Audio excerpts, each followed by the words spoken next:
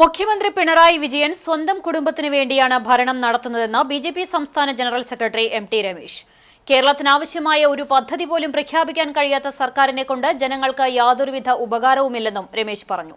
BJP Velur panchayat കമ്മിറ്റിയുടെ പ്രവർത്തക convention ഉദ്ഘാടനം ചെയ്ത് സംസാരിക്കുകയായിരുന്നു അദ്ദേഹം. എന്തിനാണ് ഈ സർക്കാർ പരിപാടികളിൽ മുഹമ്മദ് റിയാസ് എന്ന മന്ത്രിയെ അരിയിട്ടു വാഴ്ത്തുന്നത് എന്ന് ചോദ്യം ഉയരുന്നത് CPM-നകത്താണ്. വേറെ ആവശ്യമില്ല സത്യത്തിൽ. പക്ഷെ സർക്കാരിന്റെ വാർഷികാഘോഷം എന്ന് പറഞ്ഞുകൊണ്ട് കോടിക്കണക്കിന് രൂപ ധൂർത്തടിക്കുകയാണ്.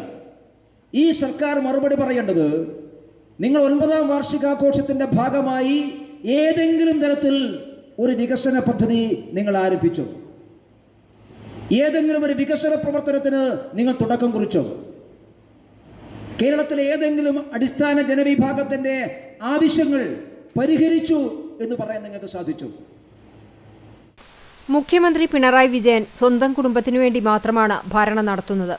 100 രൂപയുടെ വർധനവിനു വേണ്ടി സെക്രട്ടേറിയറ്റിന് മുന്നിൽ രാപ്പകൽ സമരം നടത്തുന്ന ആശാവർക്കർമാരുടെ ആവശ്യം പരിഗണിക്കാത്ത മുഖ്യമന്ത്രി മരുമകനും മന്ത്രിയുമായ മുഹമ്മദ് റിയാസിന്റെ പ്രമോഷനു വേണ്ടി സർക്കാർ ഖജനാവിൽ നിന്നും കോടികളാണ് ചെലവഴിക്കുന്നത്. മറ്റു മന്ത്രിമാരുടെ വകുപ്പുകളിൽ നടക്കുന്ന ഉദ്ഘാടനങ്ങളിൽ പോലും മുഹമ്മദ് റിയാസിനെ അധ്യക്ഷനാക്കുന്ന മുഖ്യമന്ത്രി തനിക്ക് ശേഷം CPM-ൽ മരുമകന് സ്ഥാനം ഉറപ്പിക്കുവാനുള്ള തയ്യാറെടുപ്പിലാണ്. എല്ലാ മേഖലകളിലും ഇടതുപക്ഷ സർക്കാർ പരാജയമാണ്.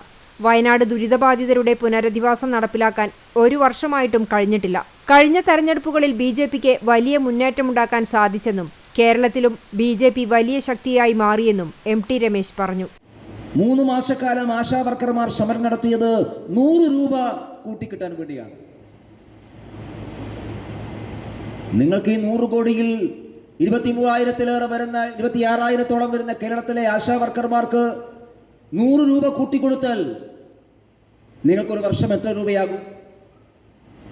ഈ 100 കോടിയുടെ ആവശ്യമില്ലല്ലോ. ആ 100 കോടി രൂപയുടെ 4-1 ഉണ്ടായിരുന്നുവെങ്കിൽ കേരളത്തിലെ കുറെ കലാകാരന്മാർക്ക് നിങ്ങൾ സർക്കാരിന്റെ ഖജനാവിൽ നിന്ന് എടുത്തുകൊടുത്ത പണമുണ്ടായിരുന്നുവെങ്കിൽ ആശാവർക്കർമാർക്ക് നിങ്ങൾക്ക് 100 രൂപ കൂട്ടിക്കൊടുക്കാമായിരുന്നല്ലോ. പഞ്ചായത്ത് കമ്മിറ്റി പ്രസിഡന്റ് സനിൽകുമാർ അധ്യക്ഷനായി.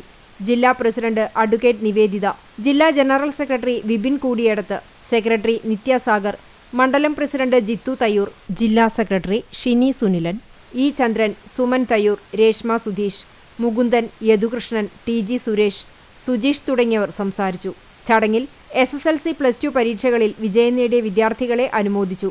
മുതിർന്ന പ്രവർത്തകരെ ആദരിച്ചു.